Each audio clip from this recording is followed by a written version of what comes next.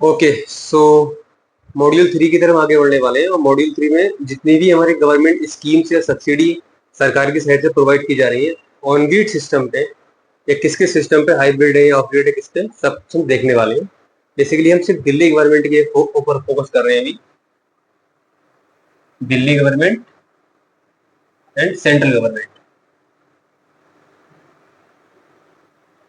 Okay ठीक है। सो central government की जो सब्सिडी है सिर्फ रेसिडेंशियल पे एप्लीकेबल है ओनली। अब इससे हम रेसिडेंशियल की बात कर रहे हैं, बाकी फर्दर और भी डिस्कस करेंगे। पहले रेसिडेंशियल की बात करते हैं। ओके सो सेंट्रल गवर्नमेंट की जो सब्सिडी है, central government residential solar, residential क्या मतलब जो भी हम घरेलू हमारे मीटर होते हैं, मीटर दो टाइप के, एक कमर्शियल और रेसिडेंशियल। तो रेसिडेंशियल के मीटर में हम बात करने वाले हैं। मीटर दो टाइप के होते हैं, तो एक बार नोट कर लेना। मीटर जो हमारा होता है लगभग बिजली हम यूज करते हैं, एक होता है रेसिडेंशियल, एक होता है कमर्शियल।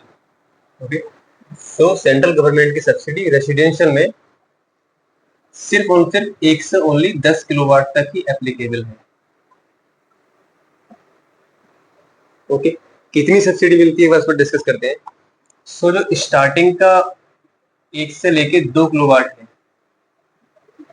उस पे मिलता है 30,000 रुपए पर किलोवाट। मतलब क्या हुआ, इसका मतलब हुआ अगर किसी का कनेक्शन, अगर किसी को सोलर सिस्टम लगवाना है 2 किलोवाट तो उसको सब्सिडी मिलेगी। किसी को 2 किलोवाट का सिस्टम चाहिए, ये मैं एग्जांपल ले रहा हूँ, तो उसकी सेंट्रल गवर्नमेंट की सब्सिडी कितनी हो गई, 60,000 रुपए हो गई। ओके 30,000 पर किलोवाट है और 2 किलोवाट सिस्टम लगवाना है, तो 30,000 इंटू 2 यानी कि 60,000 रुपए उसकी सब्सिडी हो गई, के खाते में क्रेडिट हो जाता मीटर लगने के बाद। अगर किसी का सिस्टम 1 किलोवाट है तो कितनी सब्सिडी मिलेगी सेंटर की साइड से, तो मिलेगी 30,000, राइट। अगर किसी का सिस्टम 1.5 किलोवाट है, सपोज है इसको 1.5 किलोवाट लगवाना है, तब क्या सब्सिडी मिलेगी,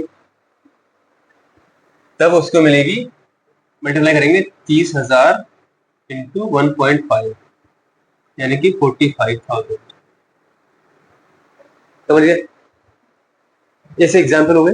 अब हम बात करते हैं आगे दूसरा स्लैब। दूसरा स्लैब क्या कहता है, अगर नेक्स्ट यानी कि 1 से 2 किलोवाट तक 30,000 होगा, लेकिन नेक्स्ट 1 किलोवाट,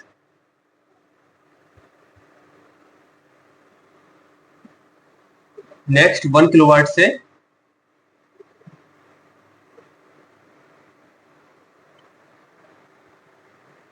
नेक्स्ट 1 किलोवाट होगा 2 के बाद में, वो 18,000 रुपए पर किलोवाट उसे मिलेगा। यानी कि 1 और 2 छोड़ने के बाद जो तीसरा किलोवाट होगा, यानी कि जो 2 से 3 वाले स्लैब में आएगा, उसको 18,000 के हिसाब से सब्सिडी मिलेगी। करेक्ट।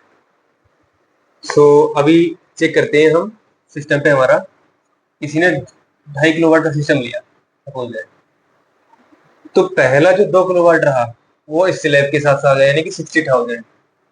इसको तो इसका ब्रेक कर लेते हैं हम, 2 प्लस 0.5। ओके तो पहले के हिसाब से हो गया 60,000। ये दूसरा यानी कि जो आधा जो बच्चा हमारा आधा किलोवाट, वो नेक्स्ट इस स्लैब में जाएगा, यानी कि 18,000 का आधा कर दो या मल्टीप्लाई कर सकते हैं इसको 0.5 से।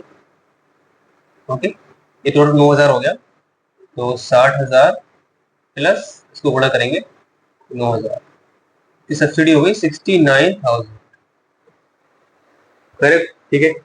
ओके अगर किसी का सिस्टम 3 किलोवाट है, सिस्टम 3 किलोवाट का कितना मिलेगा उसको, 3 किलोवाट किसी का सिस्टम है, इसको ब्रेक करेंगे हम 2 प्लस 1 में। तो पहले दो के लिए तो 60,000 हो गया और अगले एक के लिए 18,000 हो गया।